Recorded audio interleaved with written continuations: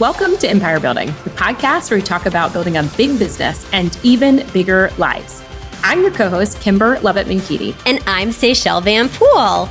You know, Kimber and I were talking before we started recording today that no one really talks about money openly. Like, you never go to, I never go to like a happy hour and someone's like, you know what? Let's talk about money, right? No one wants to do that. But you know who does love talking about money? Is our 10-year-old Quinn.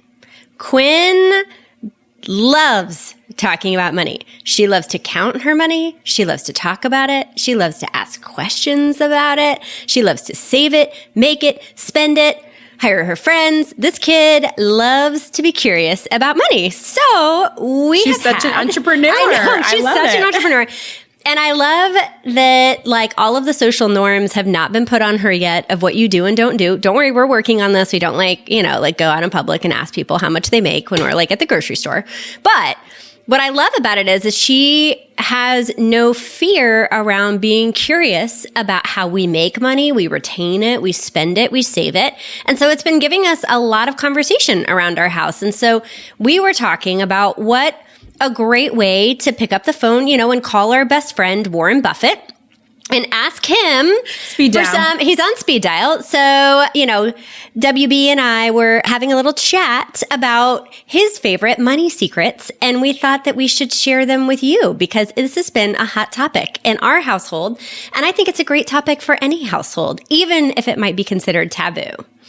I have, Carter, my 12-year-old is another one who wants to really understand, how much does that cost? How much is this trip? How much is that car? Yes. And so it's interesting to think about, when do we start to learn that that's not something that we're supposed to talk about? And a lot of us, when we think about our money stories, how did you grow up? Were you talking about money at home? Was it ever talked about? And I think some of that's especially with our empire builders, when it becomes more of a topic that you're learning about, I think it's also giving permission for your kids to be more curious about it. So I love that we're going to dive into these principles today. Me too. So today we're going to talk about our best friend, Warren Buffett's 10 money secrets that you, your family, and everybody should know. So let's dive on in, Kimber. I'm super pumped for this. I love it. And I think this is a good one that you could put on in the car with your kids, listen to with your team, because it's one that I think invites a really important conversation that you kind of put in the room and really has a big impact. Yes. So I love it. Let's kick us off. Let's do the first one. I love the first one because that's a lot of what we're about, right? When I think about Her Best Life and Empire Builders, investing in yourself. Even taking a few minutes whenever you're, driving to work or on your walk, listening to this, invest in yourself. So Warren Buffett emphasizes the critical importance of self-improvement and continuous learning. And he believes, which we 100% agree with, that the best investment you can make in your skills and knowledge is yourself, and they can never be taken away from you. So think about what it is and how can you get really purposeful at this time of the year about investing in yourself and your knowledge. I love that. I mean, and that's why we built Her Best Life, right? Is to skill ourselves up. That's why we have Empire Circle. It's because we believe in that continuous pursuit of gaining knowledge. And for us in Empire Circle, it's so fun because money is not taboo. It's actually something we talk about all the time. I think the second one, this is one I have learned the hard way before, which number 2 is understand what you invest in. Another way to put that is invest in what you know. And I have more than once invested in a person with an industry that I knew nothing about because I loved and trusted that person. But when it came to it, I didn't have the spidey senses to know when things were going amiss or things were going sideways because I didn't have a good enough impulse and intuition to know when something was going sideways. And so, Warren Buffett is famously known for investing in the stock market and investing in businesses, 2 things he knows really intimately well. And when Nick and I take a look at some of the things that we have made the most money in and the biggest wealth in, it's in things that we know. It's in real estate assets, it's in people assets and the businesses that we know and can sniff out and understand if they're succeeding or failing. And so, Warren Buffett, you don't see him investing in technology companies because he feels like he doesn't know enough to be able to predict their future. And so I think about it of like, for me, I've really learned that if I want to go far in an investment, I need to know that investment category or that sector really, really, really well, because I'm going to be much more successful in that than trying to start over in a sector that I don't have any history in. Yeah, I mean, that really takes number one and just amplifies it. Yeah. Because when you are investing in yourself, which is your knowledge, your information, your skill set, then you understand at a higher level what you want to invest in. So if you're like, hey, I've been doing real estate investments, but I really want to get into something else, then being able to first become a student of that industry, of that business model, so that you're able to make a really smart decision. And I would agree, say, I mean, some of our investments where we learned our biggest lessons, which also means we lost some money, are the things we didn't understand. And to your point, we were investing in people, we were investing in a good salesperson, somebody we believed in, and we didn't know enough about the business that we were going with. Yeah. So that takes us into number 3, which is focusing on quality business. So when you're understanding it, you also want to think about businesses and companies that have that durable competitive advantage. They've got strong management and leadership and consistent earning growth. And this is where like we've had to get really fierce recently around like, it's just the math. Like if the business model, if the economics, if the problem that they're seeking to solve in the world, if it's not clear, that as magnetic as the person is, or as amazing as we might really believe in them, that investment in that particular opportunity is not the right opportunity. And that's been a lot of failed learning. We need to actually let the business stand for itself. And ultimately, like, does it have a moat, right? We hear Gary talk about that a lot. Is there a moat? Build a moat around your real estate business. Does that business have a moat around it? Does it have a unique edge? And one new question the last couple of years that I learned, again, through a hard lesson was, who are your competitors? Because sometimes when you're looking at a business that you don't know, it actually might sound like it's solving an amazing problem. Right. But by asking them, who are your competitors in this space, you actually might find that they've actually solved a problem that may be new for you, but isn't new for the industry that they're in. When I think about too, how many times have you sat in a business pitch where they say, this is $1 billion market, and if we could just get 10% of that market, we have a $100 million business, right? Like, how many times have you heard that in a pitch? Like, now when I hear that, I'm like, oh no. That's the first thing I think about is, oh no, this is the same pitch I've heard 400 times, So you're like, uh-oh. Yeah. How well do they really know the market? And the first time I heard that, I was like, that's amazing. And then after you fail a couple times, you're like, actually, this is a very naive approach to the business model. So, I think about too, when we look at market durability, I take the outcome and the predictions that business is making and I cut them in half. And I say, if I could be comfortable with half of this, is that a good investment? And if I'm not comfortable with a 50% of what they're predicting, then it's not an investment for me that we're going to make. Yeah, that's a really nice way to think about it, right? Yeah. Like really cut in half what their sort of outlook is. And they're often saying, this isn't a worst case scenario. Yes. So then if you're cutting that in half and the time, which we're going to go into next, then I think you could ask yourself a different question. Such a good point. Yeah. And number 4 for us is having a long-term perspective in your investing. And Kimber just alluded to that, which is if you take the predictions and you cut it in half, but maybe you also say, I'm going to cut it in half and it's going to take 2 times longer than what they're telling me it's going to take for this business to succeed.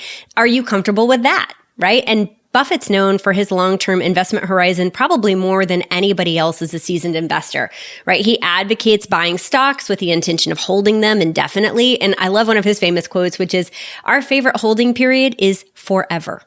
Like, he doesn't look at it as like, if I could sell it in 3 years, if I could sell it in 5 years, he really looks at the importance of patience and the importance of compounding interest over time to make his money. And I love that he considers it that way, because I think so many people are impatient with the results that they're looking for, and they cut bait before the business has actually had the opportunity to go through the ups and downs it needs to learn its lessons to succeed in a massive way. So are we being patient with our investments and with ourselves and putting pressure on the right activity and the right business model so that it can actually see itself through in the long-term run?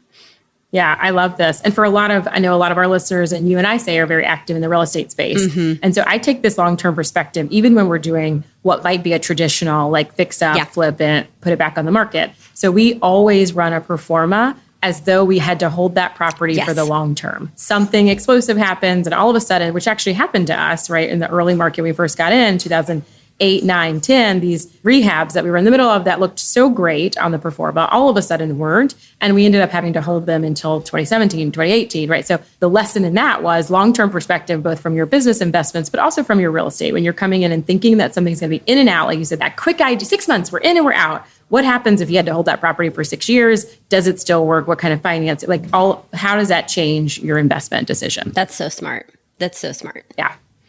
And that takes us to number 5, which has been, I think, this is one of my favorite principles, which has become a little harder at this season of my life, but I think was a critical one as we were building a lot of our wealth and business. Live simply and avoid debt.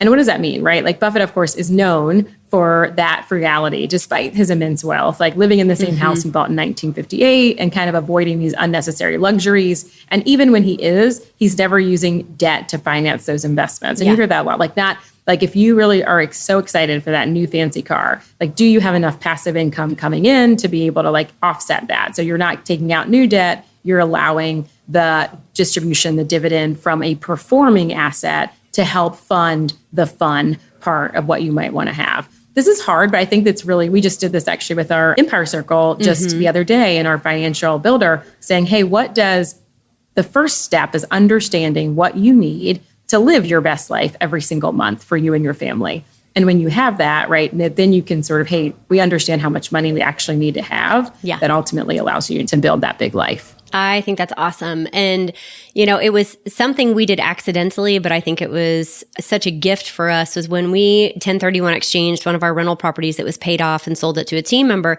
We 1031 to our lake house up in Michigan. And it was so nice to be able to pay cash for that. The ability to not have the stress, to not have to worry about like covering the cost of something that's more of a for us item instead of an investment item has been so freeing to not have to put absolute pressure on that investment to make a return because it's our happy place. And so I think you're so right when you can use cash and expendable income, but not necessary income to fund the luxuries, it changes the game and the stress level that you have around those enjoyment pieces. So I think that's awesome. And I think that leverage, we see that today as markets are contracting, as just even the available home sales has contracted so significantly and so rapidly over the last year, that being over leveraged really does amplify a mistake. Yeah. If you've got a Hey there, Empire Builders. We have the biggest announcement. We just heard that Brianna Wiest, the brilliant mind behind The Mountain Is You and The Pivot Year, is going to be our keynote speaker and part of the VIP experience this year at Her Best Life in sunny Miami, Florida. If you have ever read her books or heard about her, you know what an incredible experience this is going to be. We were able to negotiate a limited number of VIP tickets for a more intimate experience with Brianna, but there's only a few available. So go on over to herbestlife.com/events to secure your VIP ticket today. Hope to see you there.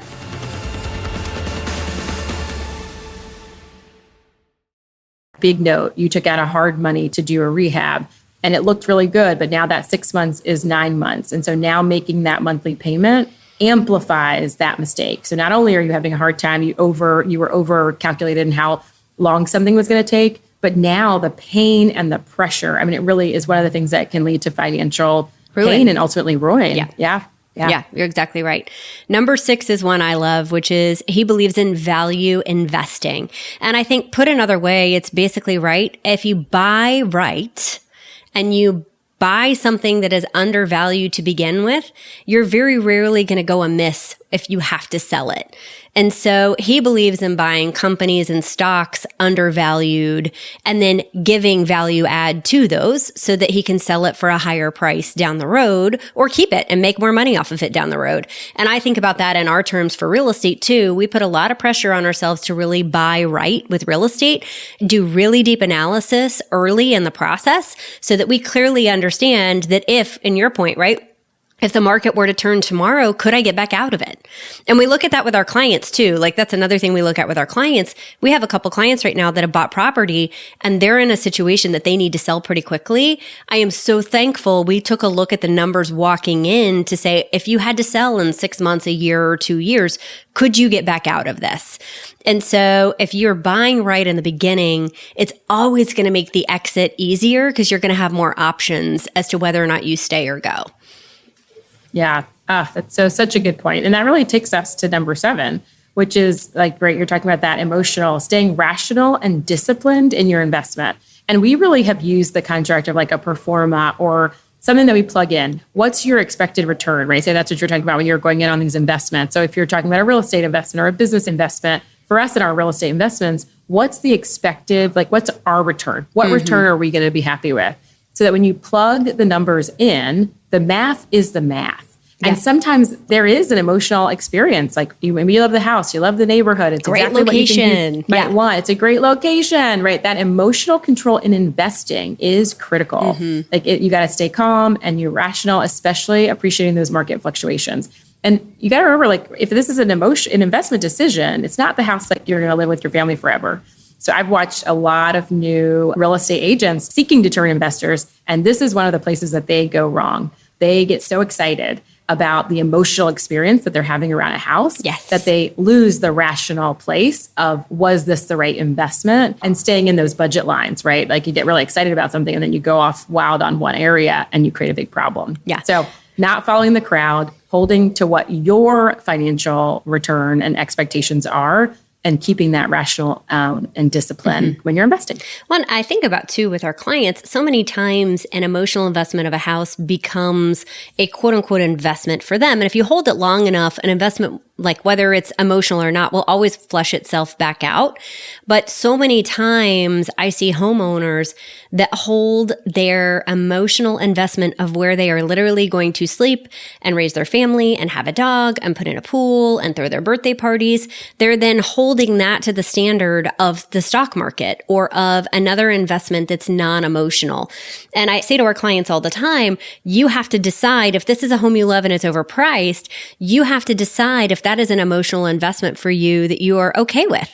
Sometimes paying a little more for something that you emotionally are going to love, but you understand that walking in is different than just buying something because it's a good deal, whether or not your family fits in there. So I think just also it's okay to make emotional investments, but you need to call it what it is and not be delusional about the process of that. So yeah, I love that. And I think the ability for the market oftentimes, and certainly, right, we haven't had a 10-year period where real estate hasn't appreciated. So the long term will often correct a mistake. That's right. In other investment areas, it absolutely will not, right? Because businesses fold, they go under, they run out of runway. So I know for me, like taking the real estate lens of that, of like, well, I got a long-term view, has actually burned me on business investments. Me too. Because those are places like crash and burn, and then you're pumping more cash in and they don't come back. So if you're coming at this from the real estate lens, make sure that emotional investing that sometimes the market will just make you pay a little bit longer on is not going to hold true when you have an emotional experience on a business investment. I love that. Well, number 8 kind of talks to that a little bit, which is reinvesting your profits back in the business. Instead of pulling all the profit out of the company and just pocketing it for you for personal use for later or for other investments, right? Borrowing from one business to pay the other, borrowing from Peter to pay Paul. You really have to be careful to make sure that if you are investing in a business or in an asset and you are taking profits from that, you need to be mindful of, would this business actually be better if I'm reinvesting the profits in this to grow it bigger? Or am I mindful that if I'm pulling profits out of this, is it going to hurt this asset or this business first? So we always try to look at, I was actually talking to one of our friends in our circle yesterday, and the 2 conversations we had were, number 1, you can't hold a business accountable for your personal life, right? To fund your personal life. It is a business and it does not have feelings and it does not care about what your standards of living are. But the second thing that we talked about was you cannot hold one business accountable to pay for the other business. And so if you've taken loans out or have a sideways situation over here, it is unfair to go to the other business that you're invested in and say, well, this one has to succeed this much more because this one is failing. You can't do that. It's unfair to that asset. So you have to really make sure that you are evaluating each individual asset in its own and looking at an emotional, do I need to be reinvesting the profits here? Is it wise to be taking the profits right now? Yes, my personal life may need it, but is that actually what the business needs? And so really making sure that you're looking at that to do what is best for the business first, and then what's good for you second. Will always make sure that you are staying a savvy business investor instead of a lifestyle investor. 100%. I could not agree with that more. And I love that these build on each other. Yeah. So that this number 9 is being prepared for market volatility. And that's what Say's talking about, right? When you're expecting and you've built an expectation for a return on the business that you're using either to fund something else or to fund a lifestyle, and not holding reserves, not being prepared for that volatility in the market. And so then it can take a stretch, right, of a business that has been throwing off cash flow or performing well. All of a sudden you have a market impact, which we don't need to tell anybody. Most of our listeners have experienced this very much so over the last couple of years in the volatility positively and negatively in some of our markets. Mm-hmm. But what does that actually mean? What I love what Buffett's saying is one, it's inevitable. It's inevitable, right? And how do you look at that volatility as an opportunity rather than a threat? I love that. And one of the major ways is that you actually have reserves. You keep some cash on hand because that gets you prepared to buy quality assets, stocks, other businesses, other real estate assets at discounted prices during market downturns. I'm living this right now in my life, right? Crisis creates opportunity. Yes. So you have to be in a space where you are positioned to harness and harvest that opportunity when it shows up. I love that. And the last one, which I think puts a perfect bow on all of this when you look at Buffett's habits that he has built, is cultivating good investing habits. And WB, because now we're on initials only basis, my bestie, stresses, right? He stresses the importance of cultivating those good financial habits early in life. It is really hard to save your way out of problems later in life. So if you can encourage your kids, encourage your 20-somethings, encourage your 30-somethings in your life to really invest smartly and start saving money, create a cash cushion of a buffer, right? And always have that. Your stress levels as you get older will be so much less. And I think about that, we've talked several times on the podcast about how we lived a high, low life as a kid where we had lots of money and then we had no money, and we had lots of money and we had no money. And so it always created for me this fear that it would run away. It could leave at any minute. And so I became a squirrel of there's never going to be enough. There's never going to be enough security because it's always going to go away. And Nick was such an amazing partner for me when we got married to say, when is enough enough? And what's the number where you're going to sleep at night? And we've been together now 24 years, married for 18 of those. And that's weird. We have a voting aged kid. Marriage, that's kind of nuts. But being married for that long, we've never gone below that cash cushion. Once we saved up to that, we keep that cash cushion in the bank and we adjust it as our lifestyle increases or adjust it as our investing increases. But through these crazy several markets we've been in, I have not lost sleep at night knowing I couldn't pay our family's bills. I still lose sleep making sure the businesses are running and paying for all of our people, and we have cash reserves that we need to invest in the things that we want. But I'm not losing sleep over, am I going to lose our home? And it's been such a great advice from Warren Buffett that I think all of us can live behind, which is if you can keep cash reserves at a healthy level for whatever that is for you so you can sleep at night, you're always going to make smarter, sounder, less emotional decisions to be able to move the needle in the direction you want in your investing and business journey. And so it doesn't matter what that number is. You just need to decide what it is for you and stick with it. Yeah, I think the habit that you highlight there, Say, that's so critical in this is actually the conversation. There's such power in the conversation, right? You have a life partner, your business partners, what is that number for yourself? Being able to talk about it, because a lot of the conflict we see, and a lot of people, like we said, Quinn has given us permission to talk about money, but a lot of us didn't grow up in a way that even in your marriages that you talk about money. And being able to establish, that was one of our big tensions of hey, one person's more aggressive in how they want to invest or what they need in the bank, and somebody else is more conservative. But being able to have the habit of having a conversation around it, talk about what that pressure is. Yes. Making sure it's actually rooted in facts of what are our monthly expenses and what could we cut if things got tight? Yeah. Then I think actually sets you up that some of these investment decisions Like I did a recent investment into a business that I did exactly what we just said. I invested in a founder who I think is amazing and a really cool business concept that I'm not super familiar with. And so I made sure in my head that I was 100% ready to lose that investment, right? I was seeing it as an investment in her and the business, but I was ready to lose it. And that means you have the cash that you could do that. It wasn't going to impact me personally, financially, right? My family, if all of a sudden that business venture doesn't work. Yeah. So I think thinking about how you have those conversations and how much you have to maybe make some of those more fun and exciting investments that could hit or could not. Yeah. I totally agree.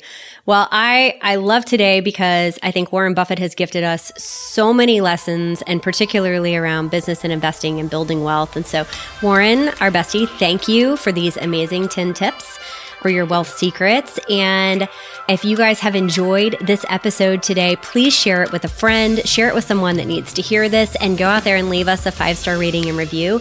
And if you're wanting to have more conversations like this, I just want to invite you to come join us at Her Best Life's flagship event, because these are the things that we do and talk about so that we can all grow together and move forward. So y'all go out there and build your big business, but more importantly, build that even bigger life. Big life. Yes, I love it. Thanks, Say. Bye, Always guys. fun to do it with you. You too. Bye.